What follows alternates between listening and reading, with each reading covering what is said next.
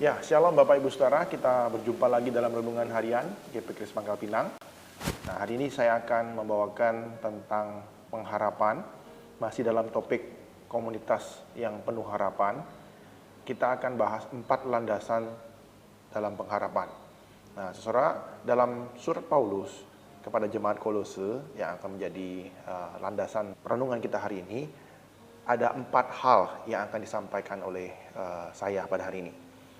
Nah, saudara, di dalam surat Paulus ini, Paulus menyampaikan kepada gereja di Kolose bahwa pengharapan mereka itu adalah dalam firman Tuhan, Injil. Nah, seperti apakah Injil yang mereka dengarkan? Injil yang mereka dengarkan adalah sebuah cerita narasi ya. Nah, bahasa yang lebih kerennya adalah sebuah metanarasi. Nah, artinya apa?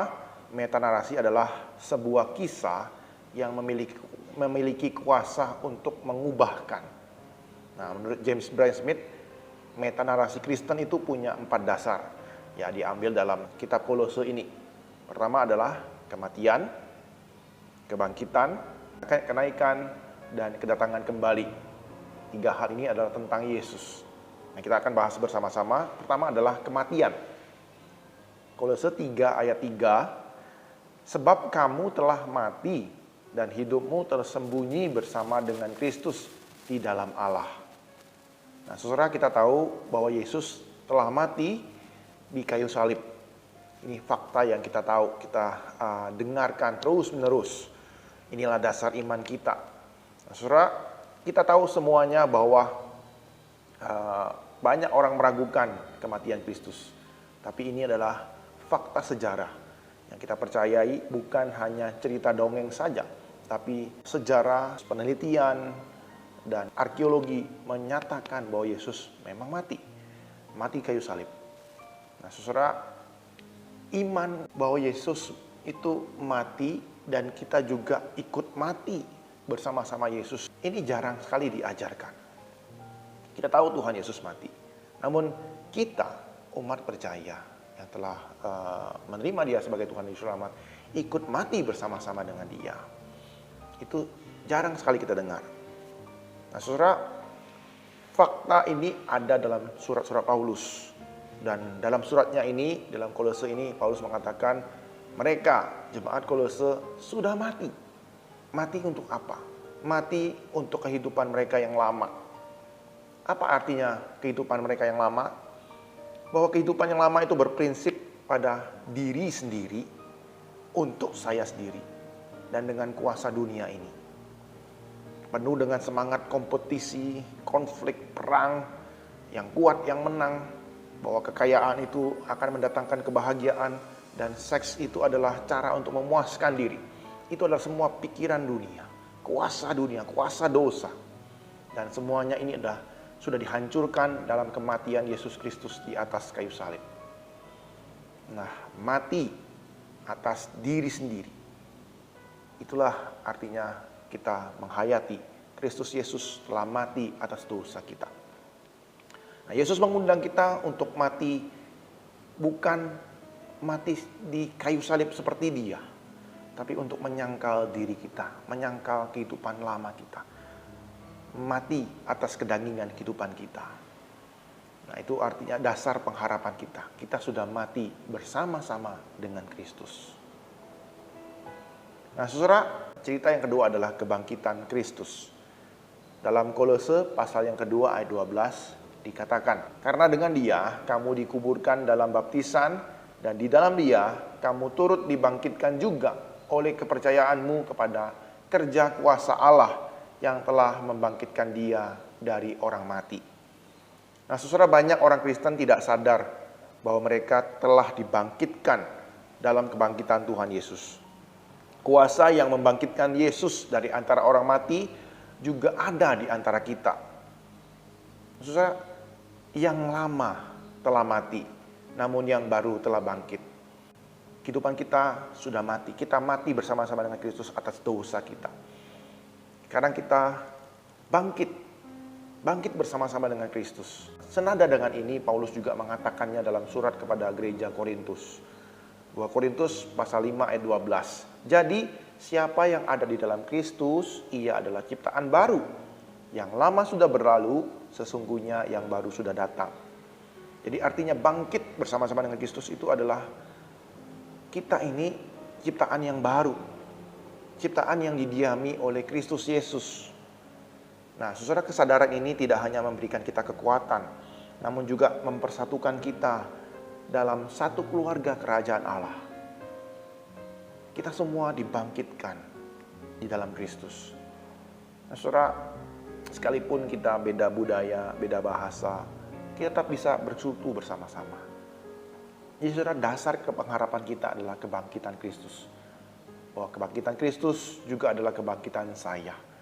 Inilah kisah hidup saya yang baru. Hidup yang telah dibangkitkan bersama-sama dengan Kristus. Bukan untuk hidup yang lama, tapi hidup yang baru untuk Kristus. Kemudian yang ketiga adalah kenaikan Kristus ke sorga. Kolose 3 ayat 1. Karena itu, kalau kamu dibangkitkan bersama-sama dengan Kristus, carilah perkara yang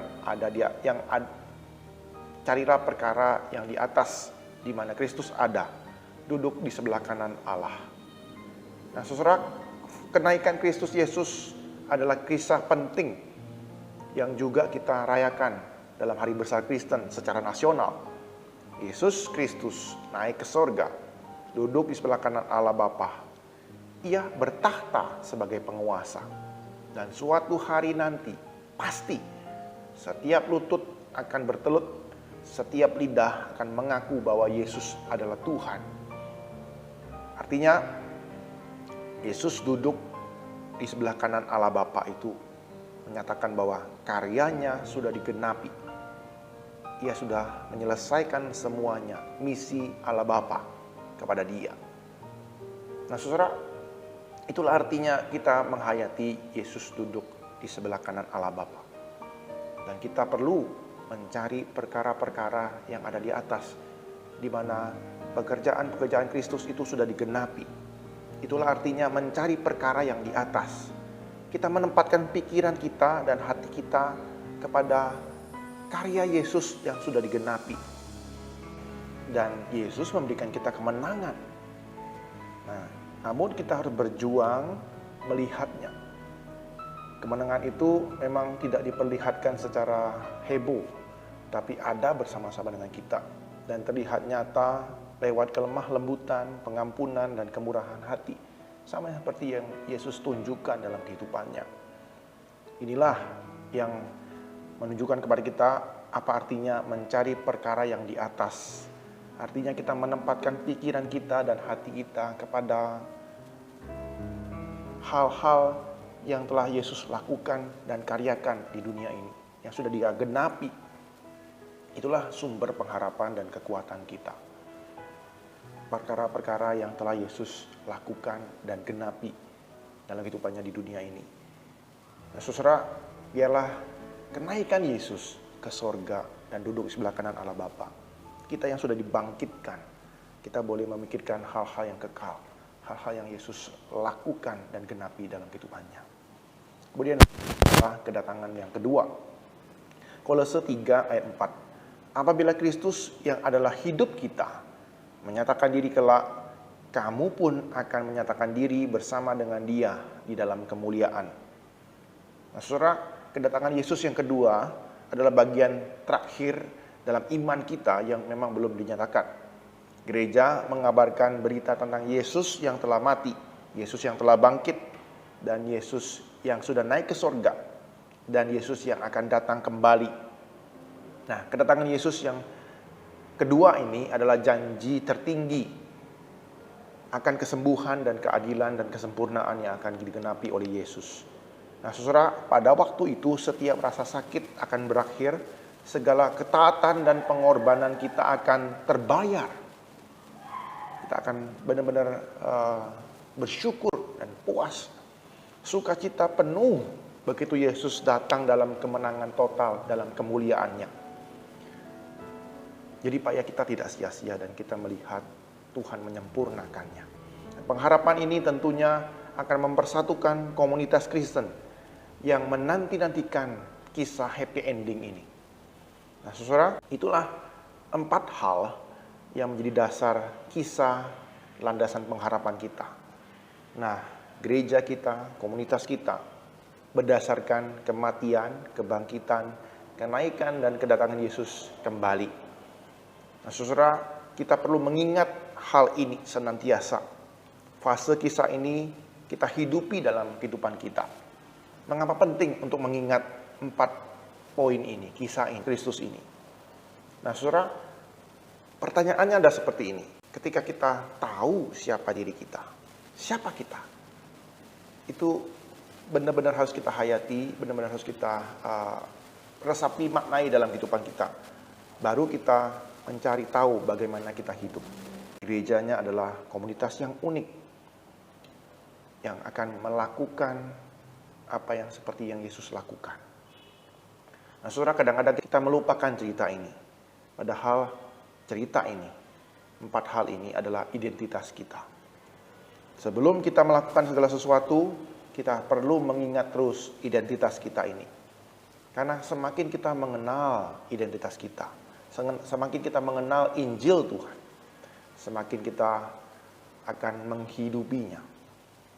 Injil itu akan bertumbuh dalam diri kita. Dan semoga kisah ini, kisah kematian Kristus, kebangkitan Kristus, kenaikan Yesus di surga, dan pengharapan dan janji akan kedatangan Dia yang kedua kali, boleh menguatkan kita. Karena pengharapan kita ada di dalam hal ini. Nah, semoga 4 kisah Kristus ini boleh menjadi kisah kita juga dalam kehidupan kita. Memberikan kita kekuatan, memberikan kita prinsip kehidupan di tengah-tengah dunia yang semakin kacau dan tidak menentu. Sehingga kita boleh terus berharap dan kita memberikan pengharapan kepada dunia ini. Mari kita bersama-sama bersatu dalam doa. Tuhan, kami bersyukur buat firman-Mu yang telah kami renungkan pada hari ini. Kami belajar tentang 4 landasan pengharapan kami, Tuhan. Iman kami, pengharapan kami didasarkan dari kematian Kristus, kebangkitan Kristus, kenaikan Yesus ke sorga, dan janji kedatangan Engkau yang kedua kembali ke dunia ini, Tuhan. Dan Tuhan, biarlah kisah ini, Tuhan, boleh terus memimpin jalan iman kami, Tuhan. Bahwa kami sudah mati akan dosa-dosa kami bersama dengan Engkau. Kami bangkit dan menang bersama-sama dengan Engkau. Kami mau hidup dalam karya-Mu, Tuhan. Dalam kehidupan-Mu, Tuhan. Dan tolong kami setia melakukannya. Karena kami tahu Tuhan akan menyempurnakan setiap perbuatan kami, setiap langkah iman kami ketika Engkau datang kedua kalinya. Terima kasih Tuhan Yesus, tolong kami setia menghidupi iman kami ya Tuhan. Dalam nama Tuhan Yesus kami ucap syukur dan berdoa. Amin.